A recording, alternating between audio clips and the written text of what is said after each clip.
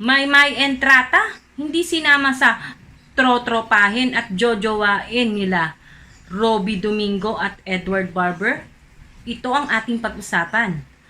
What's up mga kamarites? Thank you for tuning in. Welcome po kayong lahat dito sa aking YouTube channel. Ako po muli si Josepa na naghahatid sa inyo ng mga trending topic tungkol sa inyong mga favorite celebrity update. Ito nga ang hot na topic ngayon sa Twitter world. Bakit hindi sinama si Maymay Entrata sa trotropahin o jojowain nila Robbie Domingo at Edward Barber? Okay. Pero bago muna tayo magkwentuhan, magluluto muna ako ng spaghetti. Siyempre, ipapakita ko sa inyo ang aking mga ingredients. Nag-chop na ako ng bawang sibuyas. Siyempre, hotdog. Giniling. O, ito yung spaghetti at noodles. Yan. Del Monte. Baka naman. Siyempre, dapat may cheese. Gatas na malapot, Reno liver spread, at saka Knorr cubes, pamintang durog na durog, syempre mantika. Okay, umpisahan na natin. Lagay ko muna to dito. Okay. Maglagay muna tayo ng mantika sa kuwali. Siyempre, ay nako, hindi pa lagpas pa. Una natin gagawin, mantika.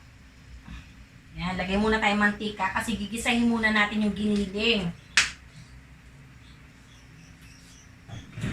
Gigisahin muna natin yung giniling.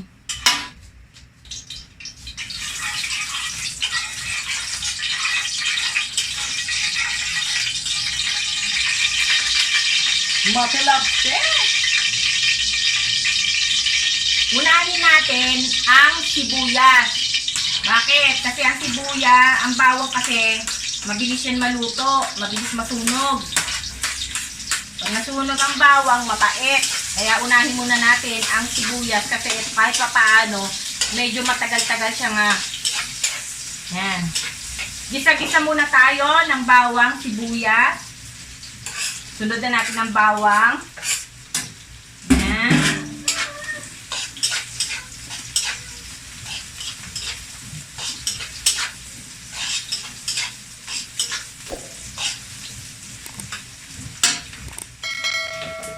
Giniling. Hinugasan ko na yan at sinala. To make sure na walang kasamang blood. Yan.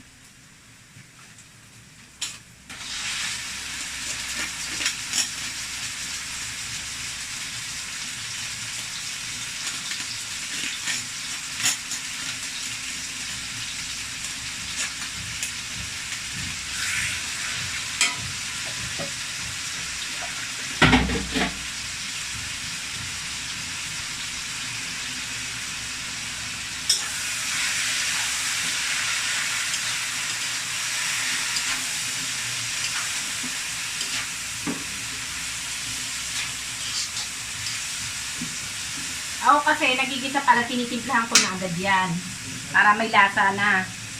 Lagyan natin ng pamintang durog na durog.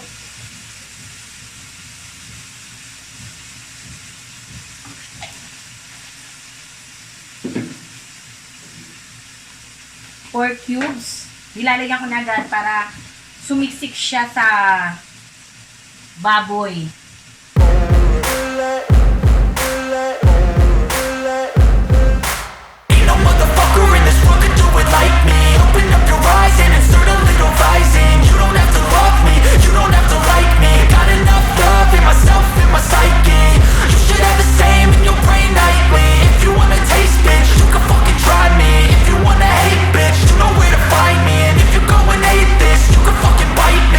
Cruising in my lane fast, call it high speed. I've been working hard, yeah, I've been working nightly. If you think you'll win, ha, not fucking likely. I be taking shots, yeah, cold-blooded, icy. Watching numbers grow is what I call sightseeing. In the front row, run it up. O habang inaantay natin siya, magkwentuhan muna tayo.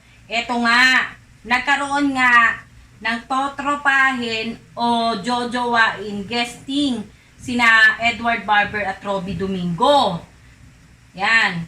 Ang mga babae na sinama doon sa trotropahin at jojowain ay wala si Maymay Entrata. Ang mga nandun lang ay sina Aybana Alawi. Totropahin daw ito ni Edward Barber kasi hindi pa naman daw niya ito nami-meet ng personal. Siyempre gusto niya kikilalanin muna niya mabuti o makikilala muna niya ng personal bago niya masabi na jojowain niya. Siyempre tropa muna kasi hindi pa niya nami-meet nga naman talaga ng personal. Sunod, si Alexa Ilacad. Trotropahin din daw ni Edward Barber to kasi respeto sa katambal nung girl ni Alexa nga. O syempre, di ba? Ganun naman dapat, di ba? Respeto para ikaw ay irespeto rin. Ngayon, kung hindi ka nire-respeto, respetuhin mo pa rin siya. Di ba? Suklian mo pa rin ng kabutihan ang mga masasakit na salita kaysa maging kagaya ka din nila kung susuklian mo rin ng masakit na salita, di ba? Ang sumunod, si Alisa Valdez. Eto, si Alisa Valdez, yung volleyball player sa PBB na kasama sa top 2, di ba? Jojowain niya ito. Syempre, napapanood niya ang PBB eh. Oh, para si Maymay din to si Alisa, oh, never na nominate dahil magaling makisama. Diba, mabait si Alisa Valdez, magaling makisama.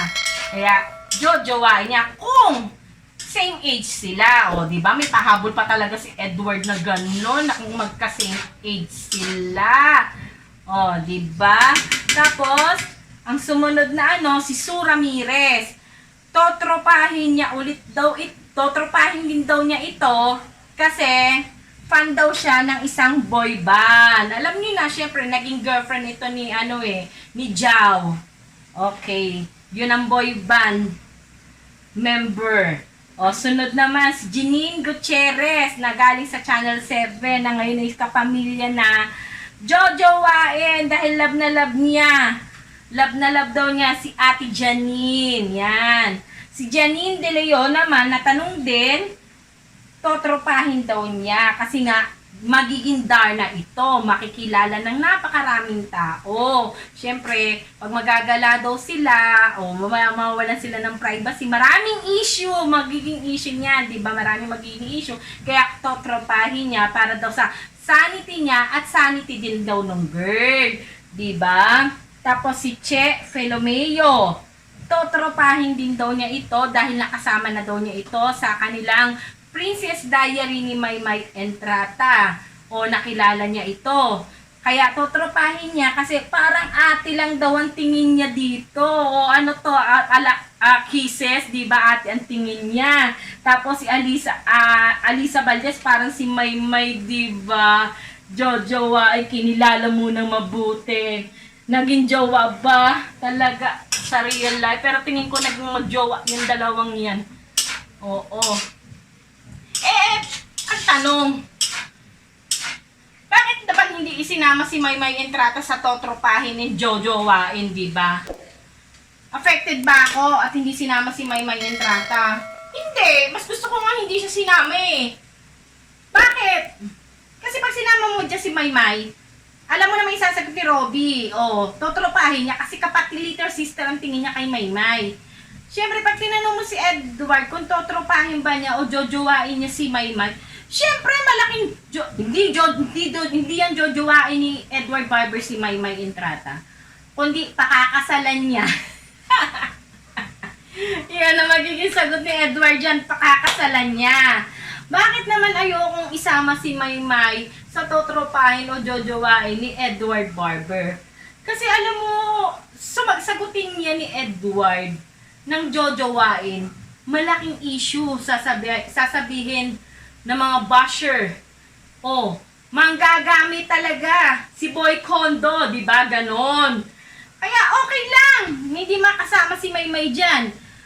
Pag sinama mo at sumagot si Edward ng jojowain, sasabihin, manggagamit na naman daw si Edward. Ganyan, ginagamit na naman si Maymay. Di-issue na naman. Pag sinabi mo naman na totropahin, masasaktan naman ngayon ang mga solid Mayward, diba? Kaya wag na lang para walang issue, diba? Ganun lang yan. protektahan natin yung ating mga lodi. Hindi yung lagi na lang kilig ang ating iniisip. Diba? Minsan protektahan din natin sila. Diba? O, dahil nga dun sa totropahin at jojowain. O, eto nga, meron din naman version si Maymay Entrata, diba? Tinanong, sina Sep, Jeremy, KD Estrada, Ian, Jameson, yan.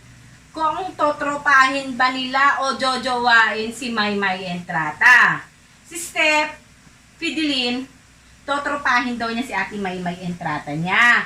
Pero pare-parehas naman sila ng dahilan. Masarap kasama si Maymay, yung sense of humor at masayahin. Diba? Si Jeremy, ganun din, totropahin din niya si Maymay. Si Ian, ganun din. Tutropahin din niya. At eto, nakakawindang. Oh, si KD Estrada. Jojowain niya si Maymay. At lalong-lalo na si Jason, ha? Jojowain niya at para may pahiwatig ang lolo mo, diba? Oh, o kinilig na ba kayo dyan? Diba? Minsan kasi, huwag na natin laging ipilit kay Maymay si Edward at ganun din naman si Edward kay Maymay. Diba? Respeto sa special someone ni Maymay. Bakit ba lagi niyong pinipilit na si Edward yung special someone na sinasabi ni Maymay? Eh, di pinalabas niyo, hindi naman sa akin yun ang galing kay Maymay mismo. Parang pinalalabas niyo si Maymay na sinungaling, diba? Sinabi na ni Maymay sa interview niya, diba, kay Boy Abunda, na ang kanyang special someone, uulitin ko, ay non-showbiz. At uulitin ko ulit sa inyo, in-interview siya ni Boy Abunda, si Edward Barber at si Donnie Pangilingan ay mga kaibigan lang yan, diba? Hindi ko sila sinisiraan ng Mayward. Dahil ako, may pusong Mayward ako. Solid Maymay din ako, ba't ko sila sisiraan? Kaya lang kasi minsan yung katotohanan, masakit talaga yun. Kaya yung mga bad comments dyan sa baba, lalo na si Alicia, sa 31 comment, oh, bonggang-bongga, yung 11, kanyang-kanya lang yon. Diba? Wala pa siya masabi ng lagay na yon. Oh, wala pa siya masabi ng lagay na sa 11 comment niya. Salamat naman sa inyong mga komento. O, eto, tuloy na muna natin ito pagluluto ko. Malapit na. O, ilagay na natin ang hotdog ng bonggang-bongga. Ganito ako mag-diet ng hotdog. Yan, ganyan. Tapos, ganyan. Bilog-bilog lang. Magkaiba. Magkaiba ng... Ano, isa pang natira. Lagay na natin. Bakit ako nag-i-spaghetti? Kasi birthday ko, ng 25. Anong date ngayon? Ano bang date ngayon? 30? Oh, January 30. Pero ang birthday ko ng January 25 pa. Eh bakit ngayon lang ako nagluluto ng spaghetti? Kasi Sunday, yung mga papakainin namin ng spaghetti, mga walang pasok. Ngayon pupunta kami sa bahay ng biyenan ko, sa Alabang. Magbabanding kami ng second family ko. Second family, ibig sabihin nun, hindi nakakaalam ng second family, partido yon ng mister ko, mga kapatid niya. Doon kami. Banding, ha? Hindi laging puro trabaho tayo. Minsan kailangan natin mag-banding para yan sa mga bata. Para lumalaki sila na yung samahan nila maganda. Diba? Ganun yan. Hindi yung sa ibang tao nyo sila i-close. Diba? Mas maganda yung sa kamag-anak mo, sa first family mo sila i-close para sila ang magkakaramay sa hirap at ginhawa, diba? Ganun yun ang maganda ron. Pamamana mo sa kanila yon. Papamulat mo sa kanila na dapat ang kasama mo ay ang iyong family. Hindi ang ibang tao. Diba? Kasi ang ibang tao, yan, pwede mo yung piliin kung sino yung gusto mong pakisamahan. Pero ang pamilya, hindi mo yan mapipili kasi yan ay gift sa'yo ni God. Diba? Ngayon sabihin mo, eh hindi ko ka-close yung family ko, ganyan-ganyan. Lagi kami nag-aaway, di ba? May ganyan minsan, hindi mo kasundo minsan yung family mo. Pero tandaan mo, lahat ng bagay na binigay sa'yo ni God, lahat yan may purpose. Pagkapatid nga, di ba? Marami din napapagkasunduan. Pero, yan inaayos. At dapat ayusin dahil kayo'y pamilya. Yan. Nakakamiss din naman talaga. Kahit ako, hindi na ako masyadong nagso-social media. Pansin nyo naman siguro, lalo na ngayon, lagi akong late sa mga topic. Para rin sa, mental health. Siyempre, namimiss ko ang Mayward. Marami kang nababasa na hindi maganda sa social media tungkol sa kanila. Nasasaktan ka, naaapektuhan ka. Para mabuwas-buwasan yung sakit. Di iwas-iwas ng konti. Ngayon, naka-relax ako ng konti. Makakabasa ako ng mga bad comment, ng mga toxic na tao. Diba? Ikibit balikat mo na lang, wag mo na lang patulan, di ba? Irespeto mo na lang yung opinion nila at irespeto nyo rin naman yung opinion ko dahil alam ko naman na lahat ng tao, tatandaan nyo yan, lahat ng tao ay hindi nyo maipiplease. Di ba? Hindi lahat ng tao sasang-ayon sa gusto mo at hindi lahat ng tao ay sasang-ayon sa mga sinasabi mo. May kanya-kanya tayong pananaw sa buhay, may kanya-kanya tayong pag-iisip. Dahil sa iba't ibang ating kinalakihan, di ba? Wait, kukunin natin ang spaghetti sauce. Lagyan natin. Mamaya maano.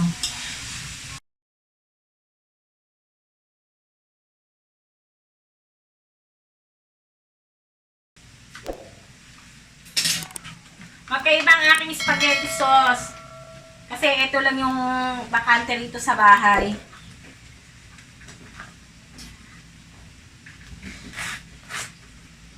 Mahirap kasi bumaba sa palengke, sa bayan, sa Muntinlupa. Mahal na pamasahe. Alam niyo naman, sila lang aming karsada dito. Lagay natin. Ganito ako magsaid ng tinutupi kong ganyan. Yan. Para said na said yung sauce. Yan. Para madali siyang saidin. Yan, spaghetti sauce.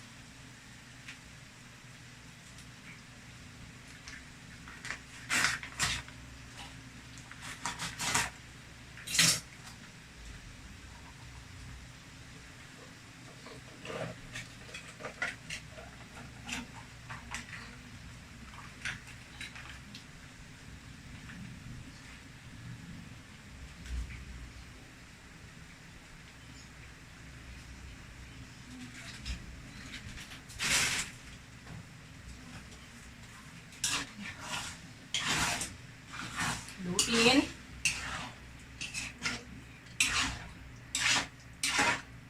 Laksan natin ng konti yung apoy kasi kakalagay lang natin ng sauce para mabilis siyang uminit.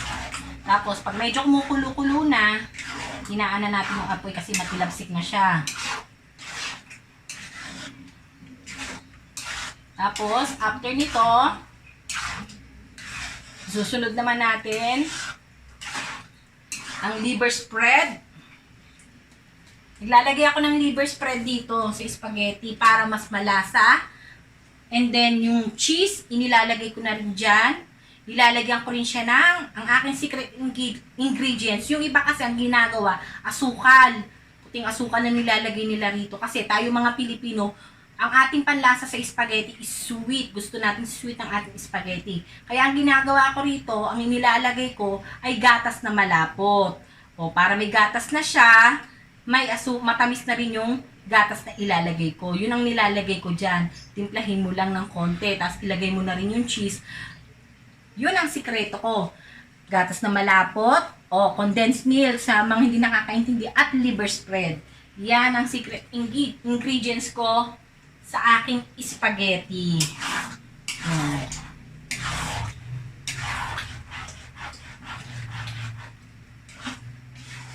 Mapula pa siya ngayon, mamaya hindi na siya masyadong mapula kasi lalagyan natin siya ng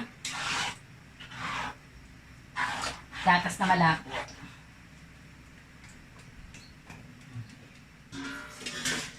Painit na tayo ng mainit na tubig para sa ating noodles. Iwasan natin to. May ipon ako dito ng tubig kasi ang water namin dito ay hanggang 1 PM lang. Ang balik na nun is 5 PM. Kasi deep well kami rito, hindi kami Maynila, hindi kami Nawasa, deep well kami. Nabawasan natin ito kasi pinuno ko eh. Masyadong marami. Lalagay ko na rito para habang natin yung spaghetti sauce, nakakapagpainit na tayo ng tubig para sa noodles. Ayan. Lagay ko na siya dyan.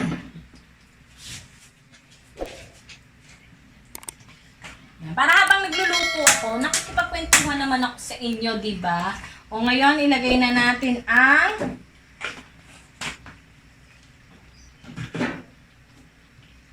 pork cubes. North pork cubes. Ito lang ginagamit ko. Hindi ako nagagamit ng ibang ano.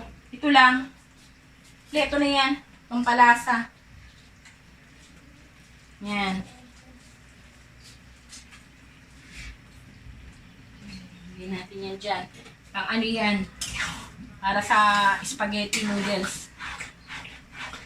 Dito sa spaghetti noodles, lalagyan mo lang to ng oil at saka asin. Pag kumukulo na, bago mo ilagay yung noodles. Yan. Nakwentuhan tayo. Hindi ko mababasa yung mga komento nyo ngayon kasi gamit ko yung cellphone. Yung cellphone kasi ang ginagamit ko sa pagbablog ko. Sa mga nagtataka nga pala, ito na. Bakit ba nagbago na yung aking YouTube channel? Bakit naging, napaliwanag ko nung sa nakaraang kong video, bakit siya naging Josepa anong latest?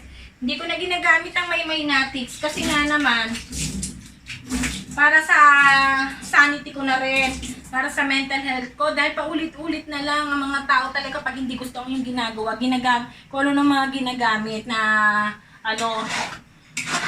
na word, na salita, o di para wala ng issue, para sa mental health ko, sige, baguhin na natin yung Maymay-Natics, gawin na natin Josepa anong latest. Ngayon, nabago na ang aking YouTube, napapansin nyo naman siguro na hindi na ako nagpapalabas ng mga video o mga clip na mga celebrity ang aking inaano. Kasi, kawawa naman sila. Huwag natin suportahan.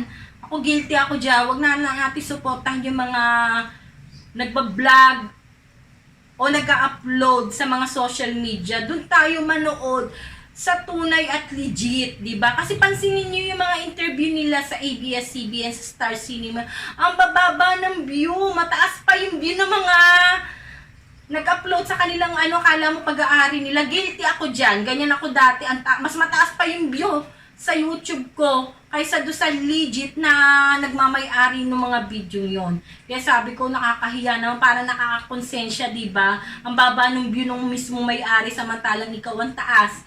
Kaya nag-decide ako na komentary na lang to at doon kayo manood. Please support. Doon kayo manood sa legit na nag-upload ng video nyo. Huwag nyo supportahan yung mga hindi naman nila pag-aari yung video, doon kayo nanonood. Diba? Kawawa naman yung legit na may-ari ng vlog, ng mga video yon, lalo ng ABS-CBN sa panahon ngayon, diba? Kita nyo naman wala pa silang prangkisa. Doon social, kalat na kalat sila ngayon. Kung saan mo sila mapapanood. Wala silang sariling bahay. Diba? Kaya doon kayo manood. Yan ang dahilan kaya naging komentary na tong aking YouTube. Ha? Suportahan natin. Guilty ako doon, nakakahiya, di ba? Napagtanto ko. Lalo na yung mga interview ni Edward, ni Maymay, ang bababa ng view. O, yung mga kumo nila. Nalaman ko yung mga kumo nila, yung Kwentong Barber, Call Me Maybe, ina-upload din naman pala sa YouTube, 'di ba? Yung mga show nila sa Kumu, ina-upload din naman pala sa YouTube 'yun. Doon tayo manood kasi ang baba ng view nila. Diba? At supportahan din natin ang YouTube channel ni Maymay para malapit na siyang mag 1 million. Diba? At ganoon din naman kay Edward. Subscribe nyo rin siya. Diba? Kahit pa paano napasaya nila tayo. Yan. Lagay na natin ang liver spread.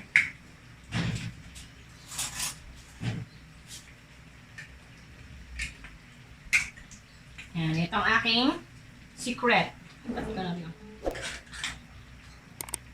Yan, liver spread.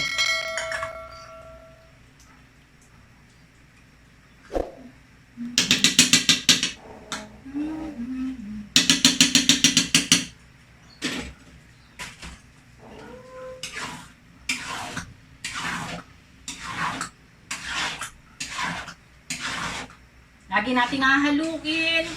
Baka mamaya may tutong na sa ilalim. O yung hindi nakakaintindi ng tutong. O. Kasi ako'y Batanggenya. Para yung tutong sa ilalim, yan yung hindi manigas, hindi masunog. Yan sa Tagalog, masunog ang ilalim. Yan. Sa Batangas kasi tutong. Yan. Iba yung bahaw sa tutong. Bahaw, ibig sabihin yung bahaw, lumang kanin yun. Okay. Yan. Halo-halo lang para yung liver spread ay mag-spread. Yan. Hindi na siya liver spread kung hindi siya mag-spread. Yan. Sunod na natin agad-agad ang cheese.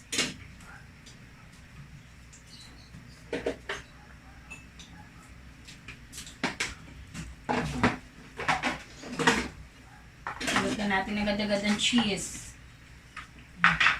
Ito. Meron kasi akong bukas dito. Said natin. Ako meron akong hiwa yung maliliit. Yung anak ko siguro nilagay sa hot cake. Kaya hinahalo nila sa hot cake kasi yan.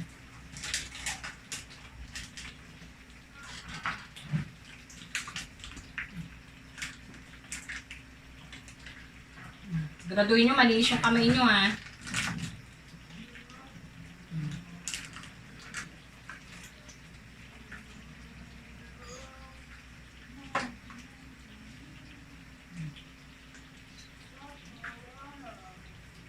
Halo na natin dyan. Para sa sauce pa lang, cheese na.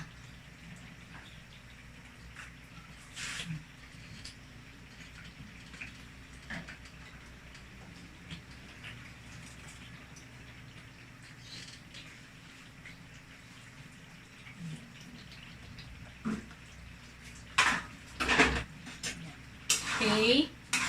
Haluin ulit natin para hindi matutong yung ilalim.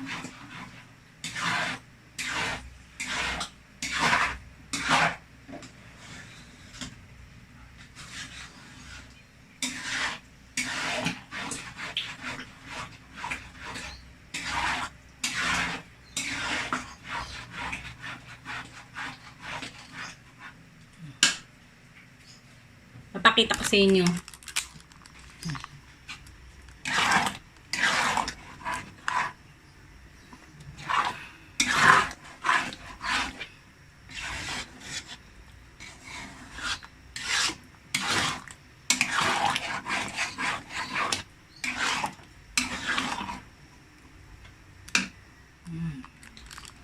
See? Red na red pa siya kasi wala pa siyang yan. Red na red pa siya kasi wala pa siyang gatas na malapot. Condensed milk.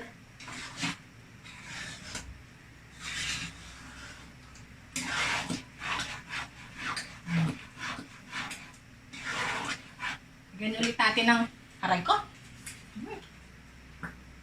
Ano sinasabi ko, matilabsik. Gas ng kamay.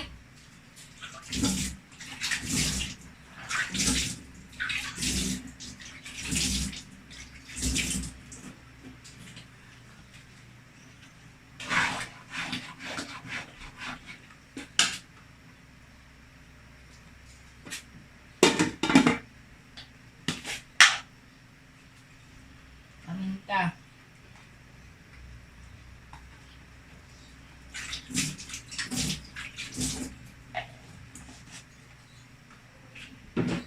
Itong yung asin hindi natin dito ilalagay sa sauce ha.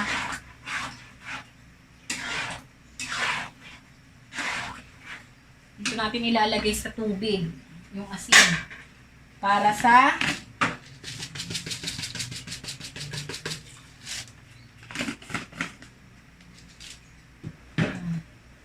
itong masarap sa cooking. Kasi tansya-tansya. Ano kasi ako pag nagluluto ko, tansya lang. Tansya, tikim-tikim. Ayoko baking. Mahilig ako sa cake, pero ayoko ng baking. Bakit?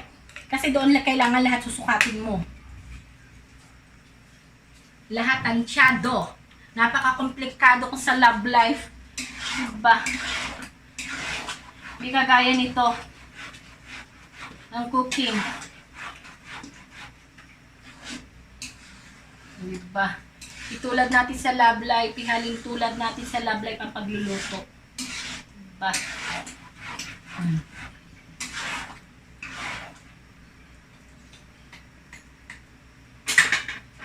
Sara ulit natin to.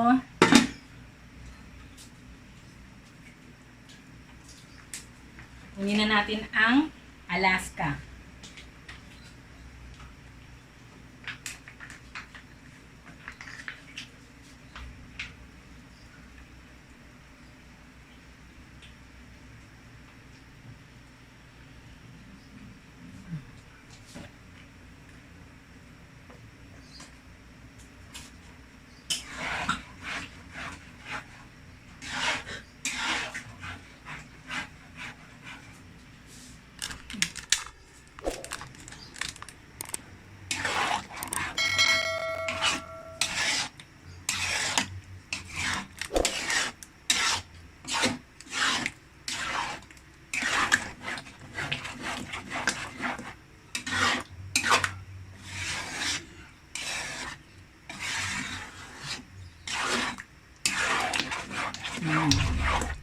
Ito.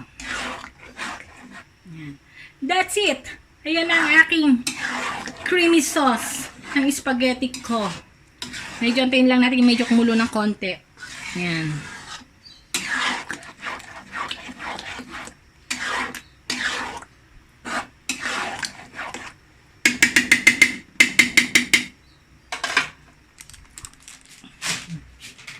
Ayan. Lagay na natin ang spaghetti noodle.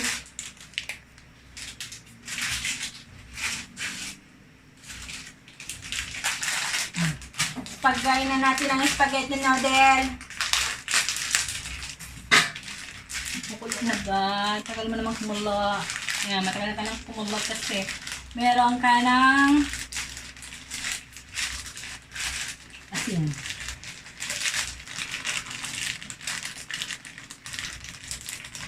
Pakuluin natin ng 8 minutes.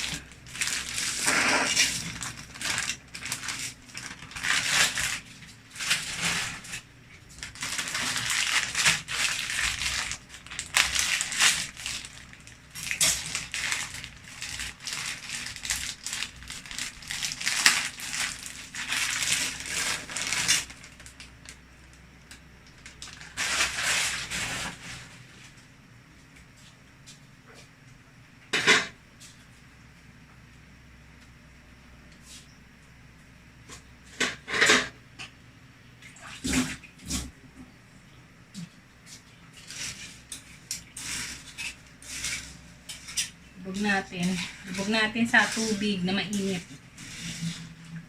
May haluin para hindi matutong ang ilalim. Ayan, naka-ready na yung gamit nyo. Sabihin mo kay kuya, ready na. Baka mamaya, siya na naman naantay natin ha.